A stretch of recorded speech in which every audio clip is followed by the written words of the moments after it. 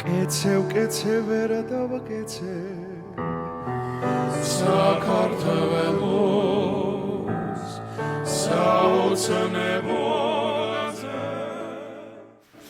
მოგესალმებით, როგორც ხედავთ, ხარაგაულში თორს თებერვლის სუსხიანი, მაგრამ ძალიან ლამაზი დღეა.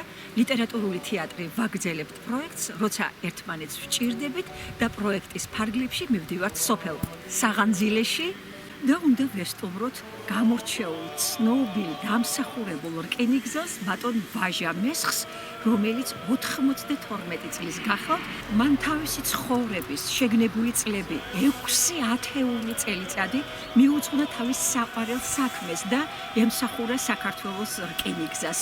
მალე ბატონ ვაჟასთან ვიქნებით და მთელ საქართველოს გაგაცნობთ ამ ღვაწლმოსილ, დამსახურებულ, საოცრად საინტერესო ადამიანს, რომელიც გარდა თავის პროფესიისა უზომოდ შეყარებული იყო წიგზე და წლების განმავლობაში ხარაგაულის საბიბლიოთეკო სისტემის გამორჩეული მკითხველი გახლდათ იგი. შევხვდებით ბატონ ვაჟა მესხის ოჯახში.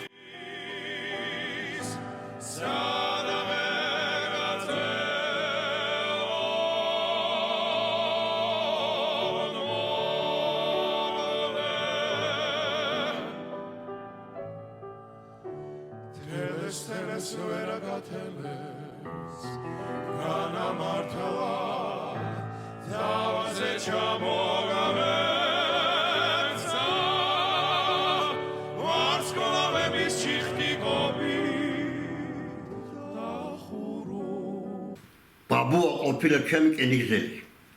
ლიანდაგერი.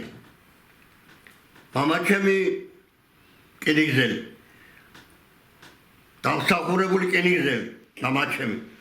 ეხლაც არის ჩვენ მუზეუმში, ხარაგაულში მამა ჩემის ლენის ორდენი და ის ყველაფერი ჯილდოები. მე საწავსო ვიყავი.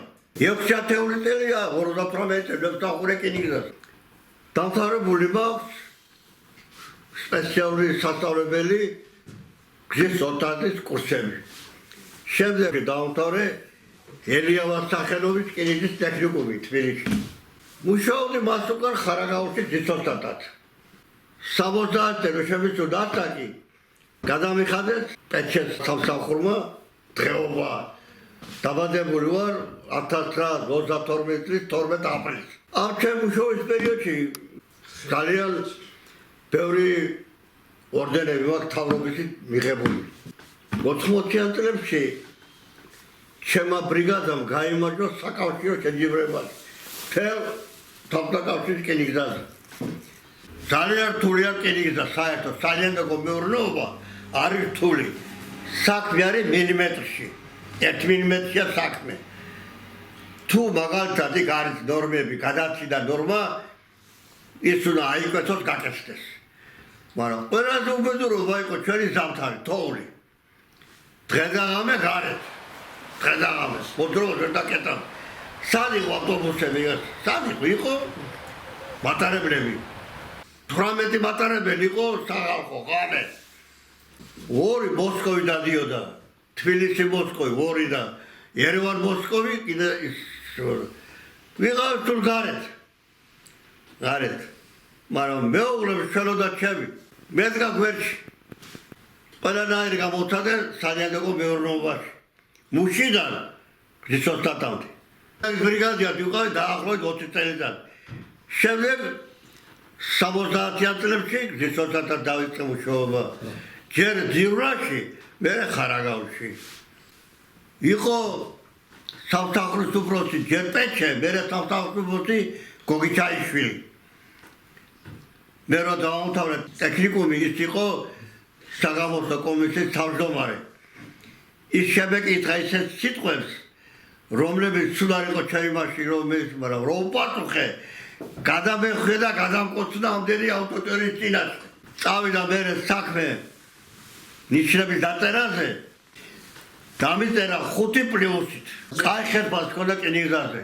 იმიტომ რომ რა თქმა რა იყო ვდივარ, იმ ჰქონდა მერე. 16 წელს ვიყავ რომ დავიწყე მუშაობა 1948 წელს. 75 ვიყავ რომ ამოვედი პენსიაში. ძალიან მიყვარს წიგნები, მისი კითხვა.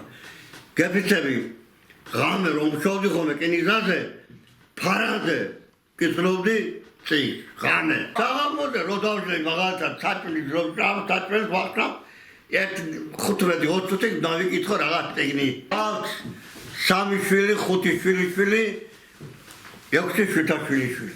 ძალიან მაყოფილი ვარ ჩემი ძის. დედა როგორ შვილს გაზის. და ორივე შვილი სტუდენტი გახდება. აი როგორ უნდა იყო. ძირძველი რკინიგზელების ოჯახია ჩვენი ოჯახი. ბაბუა შალვა მესხი საუკეთესო პიროვნება რკინიგზელი იყო. ლიანდაგის შემოვლელი და სხვათა შორის იმ პერიოდში, როცა მეორე მსოფლიო ომი მიმდინარეობდა, ბაბუა არ გაიწვიეს სავალდებულო სამხედრო სამსახურში. რკინიგზას ესე როგორც ამბობენ, აი ჯავშანი ქონდა და რკინიგზის მოსამსახურე, რომელიც მომლელი იყო ლიანდაგის, არ გაყავდათ სამამულო ომში. ბაბუა ჩემის მამაც იორდანე მესხი, ანუ დიდი წინაპარი ჩემთვის, რკინიგზელი იყო, გადმოცემით ესეც ვიცი. და მე ვერ გავყევი, მე სხვა პროფესია ავირჩიე და დღემდე სხვა სფეროში მოღვაწეობ. დღეს თოვლიანი დღე არის, თქვენ სტუმრები რომ მობრძანდით და მახსოვს ბავშვობიდან, როცა მუშაობდა მამა სალიანდაგო მეურნეობაში რკინიგზაში, ყველა თოვლის დაწყების პერიოდში მოამზადებდა ელექტროფანარს და მიდიოდა სამსახურში, რომ აი ისრებს ვეძახით მატარებლები რომ მიიღოს სადგურმა, ის არის რომ არ ჩაკეტილიყო, სულ გათოვლა მუდმივად. ხანდახან აი დილას სიცივეში, ესე წვიმაში, თოვაში დასველებული მოდიოდა სახში და ეს გრძელდებოდა წლების განმავლობაში რა. ძალიან ბევრი რამის გახსენება შეიძლება მამასთან დაკავშირებით, თავისი მოღვაწეობიდან, თავისი სამსახურობიდან გამომდინარე. სახში ახლა რკინიგზის პირზე ვცხოვრობთ, სოფელ საღანძილეში და ელმაულის სიგნალზეც კი ხვდებოდა აღმოსავლეთიდან მოდიოდა მატარებელი თუ დასავლეთიდან.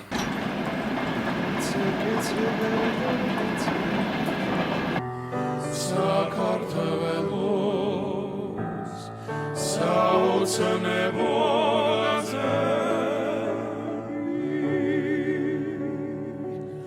გრძელი როგორ ჩვენი მარავა